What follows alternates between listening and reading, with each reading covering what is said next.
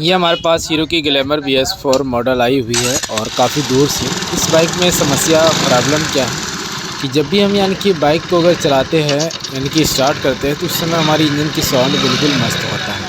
2 number 3 number में चलते हैं बिल्कुल मस्त चलता है, और जैसे यानी कि हम 4 नंबर लगाते हैं फुल स्पीड में अगर हम क्लच लेते हैं कड़ जैसा इस तरीके से आवाज़ आता है। शायद आप यहाँ पे देखें, मैं यहाँ पे 4 नंबर गियर ये लगा दिया, 4 नंबर गियर, और यहाँ पे मैं फुल रेस देता हूँ और आप गौर करके सुनो। ये देखिए 4 नंबर गियर लगाया, अब मैं फुल रेस दिया, और जब मैं क्लच लूँगा अब देखें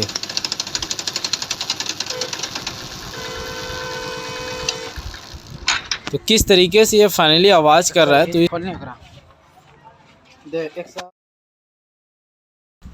इसमें हमें ये चीज़ देखना है कि इसमें प्रॉब्लम आखिर क्या है। मेरे ख्याल से यहाँ से जब हमने निकाला इस शाफ्ट में भी पले है और भी किक वगैरह हमने चेक किया, प्लस में इसकी जो क्लच हाउसिंग है उन चीज़ों में मुझे प्रॉब्लम लग रही, क्योंकि क्लच हाउसिंग पले है। तो क्लच हाउसिंग को हम बनवाते हैं और लगा के देखते हैं। इसका कहना है कि हमने फुल इंजन का काम कराया था और जिसके बाद से इस तरीके से प्रॉब्लम आ रही। तो हो सकता है इंजन की जो गियर बॉक्स होता है उसके में भी प्रॉब्लम के कारण से ऐसी दिक्कत आ सकती है, या क्रैंक में कुछ दिक्कत हो। पर क्रैंक ऐसा लगता नहीं, इन्होंने कहना है इसका कि क्रैंक यानी कि ये सब बनाया था। तो यहाँ पे आप सेंटर हब देखें, और जो क्लच प्लेटें हैं ये क्लच प्लेट मेरे ख्याल से दूसरे बाइक का लगा है। ये क्लच हाउसिंग देखें आप यहाँ पे, इस क्लच हाउसिंग में यानी कि पले है, साइड पले काफ़ी ज़्यादा यानी कि हमारी हाउसिंग बनने के लायक है। तो यहाँ पे फाइनली इसे हम रिपेयरिंग कराएंगे। इसके अंदर जो रबड़ लगती है उस रबड़ को हम चेंज कराएंगे। तो अब ये समझ में गाइज नहीं आ रहा है कि ये क्लच हाउसिंग से ही सेम आवाज़ आ रही है या गियर बॉक्स से आ रहा है। तो वीडियो काफ़ी मज़ेदार है और चलिए देखते हैं कि आखिर कहाँ से ये प्रॉब्लम को हम सॉल्व कर पाते हैं और क्या क्या इसमें रीज़न है। तो गियर वेयर ये सब भी गाइज हमने देखा, जो भी था यानी कि ये सभी चीज़ें चेक किया, क्लच की बेयरिंग ये साइड से।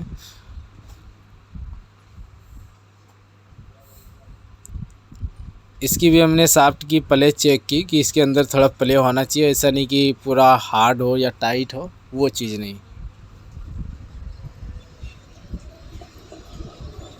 GPD पेनियन का भी उतना साउंड नहीं है मोबाइल में, हालांकि इंजन की और भी थोड़ा अजीब साउंड आता है।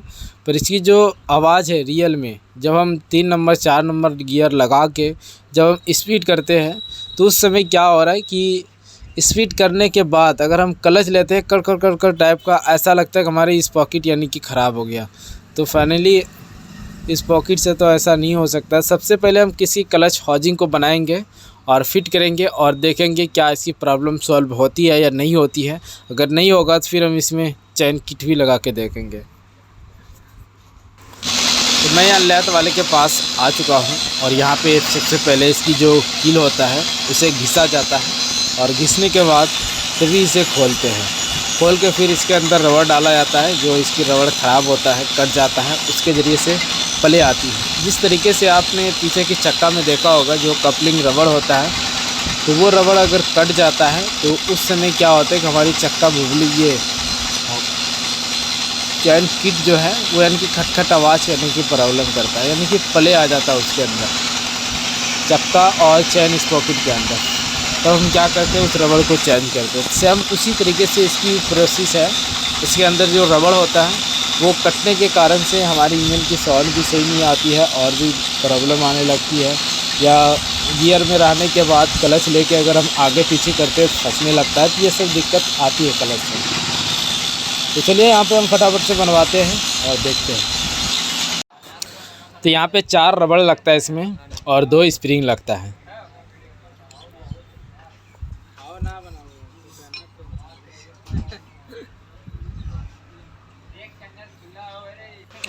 तो फाइनली दोस्तों हमने यहाँ पे क्लच हाउसिंग बनवा के पूरा ले आया है, और इसके अंदर ज़रा सा भी साइड प्ले नहीं है, ना तो ऊपर नीचे की प्ले है। तो अब चलिए इसे हम फिट करते हैं और देखते हैं इसकी प्रॉब्लम सॉल्व कैसे करें। तो यहाँ से हम चलिए थोड़ा इसकी जो किक है उसका भी टाइमिंग वगैरह अच्छी तरीके से चेक कर लेते हैं कि क्या इसमें प्रॉब्लम है या नहीं है। इसमें हालांकि इसमें कोई भी बिंदी वगैरह नहीं होता है, कोई भी टाइमिंग वगैरह नहीं होता है। आप इसकी सेटिंग बस हमें अच्छी तरीके से समझ के इसे लगाना चाहिए।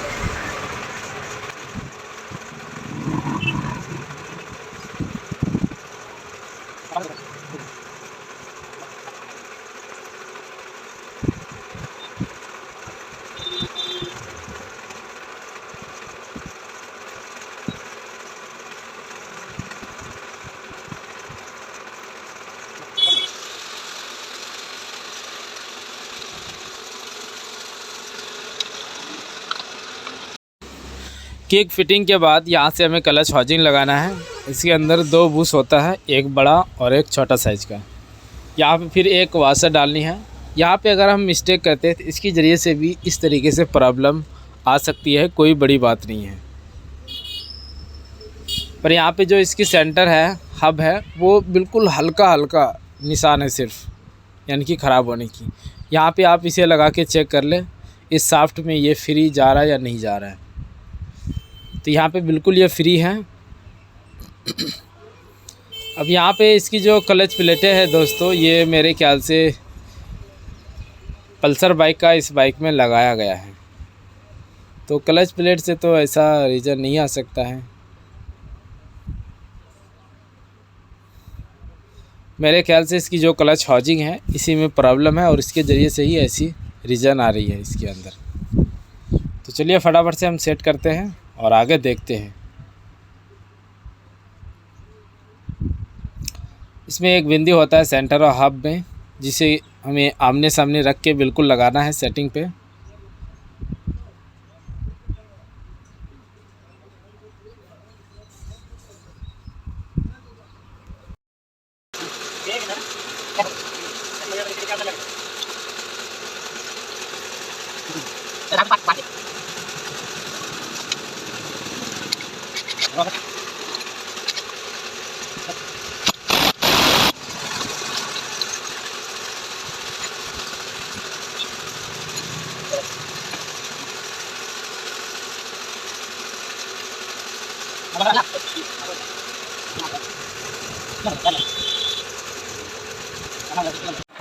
तो यहाँ पे हमने क्लच सेटिंग कर दिया है और इसमें हालांकि अभी हमने पुराना इंजन ऑयल ही डाला है क्योंकि कोई गारंटी नहीं है। तो यहाँ पे जब मैं इसकी स्पॉकेट खोल के जब स्टार्ट करता हूँ, गियर में डालता हूँ, तो वो ऐसी आवाज़ नहीं आता है और जब स्पॉकेट लगाते हैं कुछ समय आता है। तो चलिए इसके हम स्पॉकेट चेंज ही करके देख लेते हैं कि फिर वैसे आवाज़ है या नहीं है। यहाँ पे हमने गाइस स्पॉकेट दूसरा भी लगाया इसमें और यहाँ पे मैं दिखाता हूँ आपको।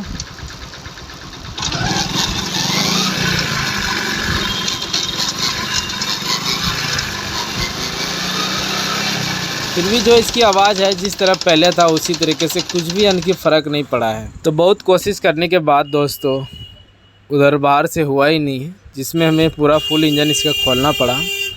तो यहाँ पे जो मैं देख रहा हूँ इसकी गियर वगैरह, पेनियन, गियर सेलेक्टर, ये सारी चीज़ें भी यानी कि ठीक ठाक है, कहीं पे भी रीज़न नहीं है।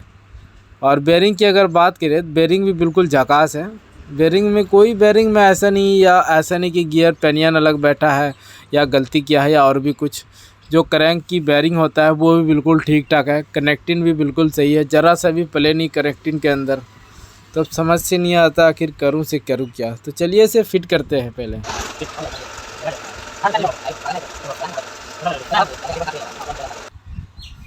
यहाँ पे हमने इंजन यानी कि फ़िट कर दिया, पर यहाँ पे मेरे ख्याल से इसकी जो क्लच है, प्रेशर है, वो प्रेशर प्लेट थोड़ा यानी कि कटा है और क्लच प्लेट भी दूसरे गाड़ी का है, जो कि हम सेम इसी बाइक की क्लच प्लेट और प्रेशर प्लेट लेके आए हैं, जिसमें एक डब्बा में ही क्लच प्लेट और प्रेशर प्लेट दोनों आता है।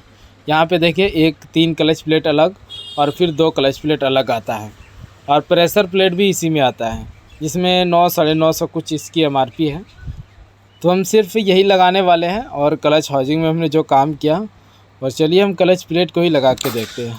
तो यहाँ पे चलिए हम फटाफट से इसे फिट करते हैं, पूरा फुल इंजन को फिटिंग करके फिर बाइक पे लगा के स्टार्ट करते हैं और फिर देखते हैं इसकी प्रॉब्लम सॉल्व हुई या ना हुई और आपके साथ हम शेयर करते हैं। तो चलिए हम फटाफट से काम करके हर एक चीज़ फिट करके फिर दिखाते हैं आपको। तो यहाँ पे दोस्तों हमने बाइक का पूरा कंप्लीट कर दिया, हर एक पार्ट को फिट कर दिया, सिर्फ साइड पैनल ये सभी चीज़ें अभी नहीं लगाया हमने, और इंजन ऑयल भी इसमें नया डाला।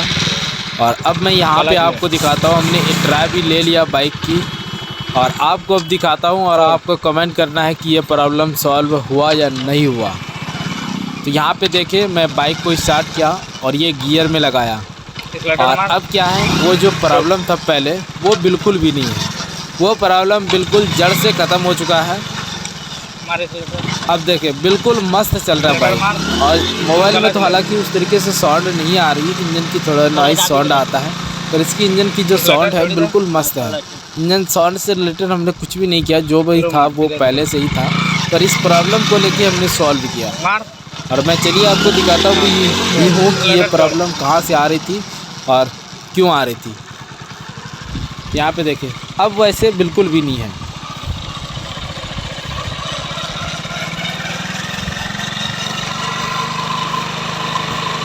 तो दोस्तों हमारे चैनल को ज़रूर सब्सक्राइब कर ले और बेल आइकन घंटी को ज़रूर प्रेस कर ले। तो यहाँ पे इसमें प्रॉब्लम रीज़न क्या था, वो सिर्फ क्लच प्लेट और प्रेशर प्लेट की।